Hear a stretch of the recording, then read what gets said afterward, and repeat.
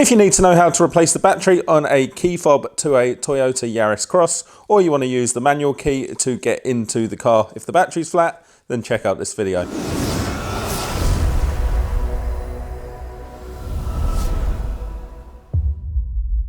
Hi guys, welcome back to another one of my videos. My name is Ross and that is a 2025 Toyota Yaris Cross. And in this video, I'm going to be showing you how to remove and replace the battery found in the key fob to the car. And I'm also going to show you how to manually unlock the car using the manual key that's inside this fob.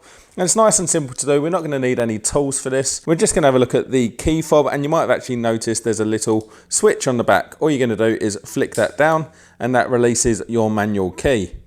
So I'm just going to show you where this actually fits on the car. So it just goes here on the driver's door, and you just put it into the side and you give it a turn and that will unlock the car. But I will warn you that that will not disarm the alarm system. This is purely to get into the car if the battery's flat, if you need to get your belongings out, or if you need to get that battery on charge. And the battery is found in a strange location on this car, and I will make another video on that, so be sure to check that out when it comes through. So that is your manual key, but there is another purpose for this. If you look in the side of your key fob, you'll actually see there's a little groove about midway. And you just put the manual key in like that, and you give it a quick twist and it unlocks your key fob. We can then go ahead and take that off. Now we don't actually need this one for changing the battery, so we just go put that somewhere safe. And then that exposes your printed circuit board.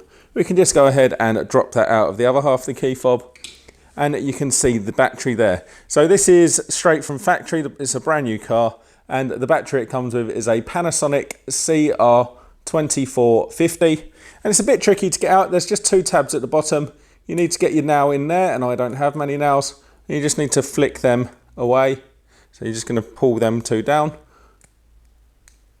Okay, a bit tricky if you don't have fingernails like myself. I'm just going to use that manual key to finish it off.